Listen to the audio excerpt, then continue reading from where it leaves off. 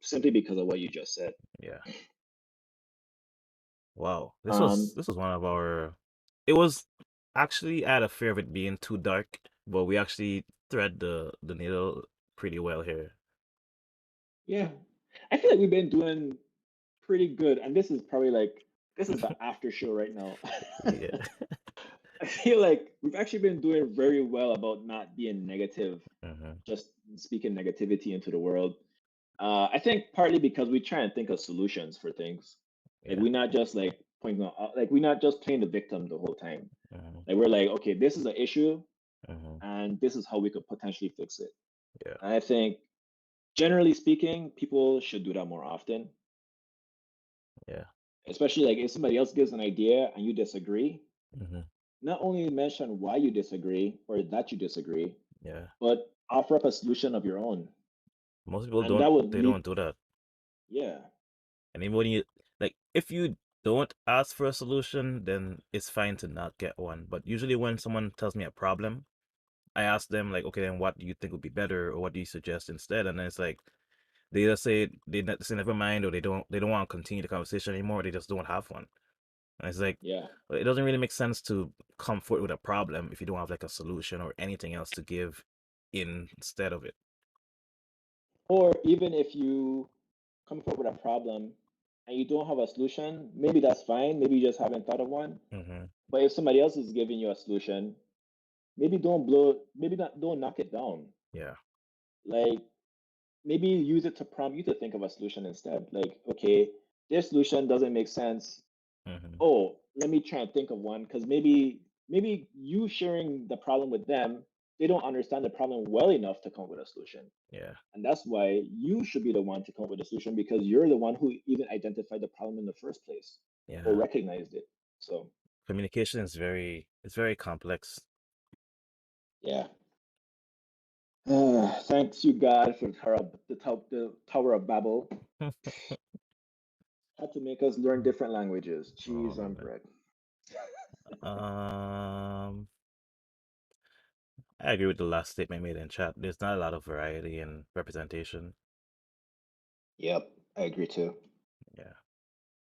How do we fix this though? I think overall we need to overhaul our entire like system. Like I like the idea of the three different branches, Mm-hmm. but I think we need to amend it or augment it Mm, in some ways. Like the Senate is probably fine how it is. Like they just basically make the laws. yeah.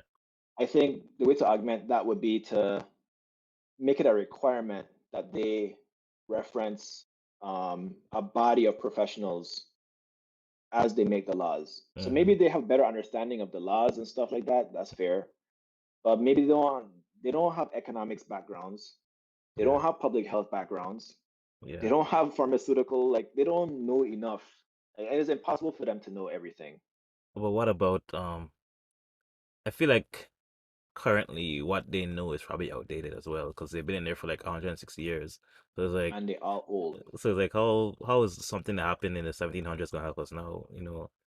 Right. Where they used Like to bleed people to cure you've their been serving since the sign of Declaration of Independence. Like there's no reason for you to still be there right now. yeah, Like yeah, we need people. Well, it depends. Like we need people that are currently the the majority of like working people to be representing us. I believe. yeah. Maybe We need educated people to represent us. currently educated people, like more Yeah, modern. currently educated. Yeah. For the judicial system, we definitely need to. I agree with what is said in chat there too. People shouldn't be in there for life. They should be on a term just like every other branch of the government. hmm Because what happens if you have, for example, a person who's sympathetic towards racists or a person who's sympathetic towards rapists or whatever or pedophiles and they're in there?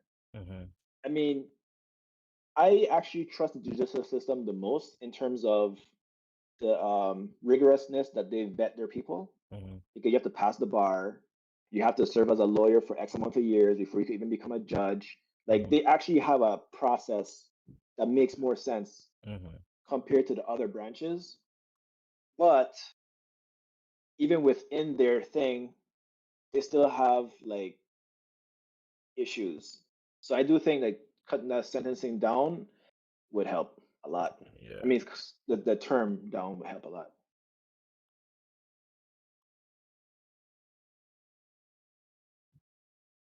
And then for presidency, I don't know. Presidency, I think what I suggested before would probably work, where Mm. they have a body to just like tell them like, hey, this is something that you think we should do or whatever. Yeah. But the president don't actually make laws. I don't think people realize that. The president is not the one who makes the laws. Yeah. The only thing that they can do is like an executive order, but that's usually just something that's like on the extreme, like they have to do right now. Yeah, usually federal, I mean, I don't really understand executive orders, but my understanding, based on my limited understanding, is that it's more like things that are like federal level stuff. Yeah. Yeah, it's not like stuff that's going to affect necessarily like individual states per se. Yeah.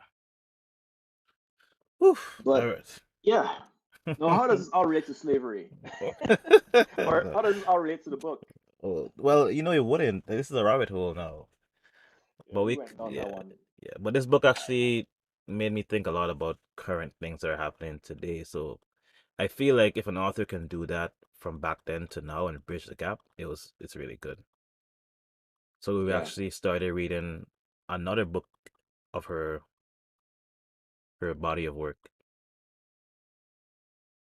yeah, it's called Xenogenesis. Mhm. This one is also very deep, Yeah, but we're not gonna go into it now. That's gonna be another podcast potentially. yeah, probably. But as I said, all her books are really good. Like Hmm. I've never read one of her books and didn't think like, damn, like I need to like this made me think about some stuff, you Yeah. know? Hmm. And it's weird because it's science fiction and you don't usually expect that from science fiction. Yeah. I think she called it something else though, but I have to get into it and see what she actually called it. It's like a grim fantasy, she called this book. Mm. Yeah. All All right, right. let's go to chat, see if anybody have any questions that we missed, and then maybe I we can think wrap it up. they've just been adding on to things said before. Okay. And I think that's about it. So this has been Rabbit Hole Roundtable Talks, the show where we just talk and we go down rabbit holes. I've been joined by my co-host Mino. We'll be back in 2 weeks, hopefully with a guest that we can find. Hopefully somebody fun and entertaining. We usually do. Yeah. And as I don't know if we have our business email in the description. But if you guys would like to appear on the show, if you're a professional in a given field, we don't just want a random schmo on the show. But if you're a professional in a field, if you have experience on a topic, like specialized experience, where you've done it professionally, or you just had enough experience where you could be seen as a professional, uh, feel free to email us, or if you ever have Q&As that you want to ask us questions about anything in specific, feel free to use a business email, email us. We do check it. Well, I don't check it. Maybe Wanted does. I do. um, just send us an email if you want to be on the show, and we'll vet you and see if you would be a good fit. So All we right, really like guys. interacting with our audience. So yeah, Hope you guys have a great 2 weeks and we'll see you then. yes, sir. Peace out.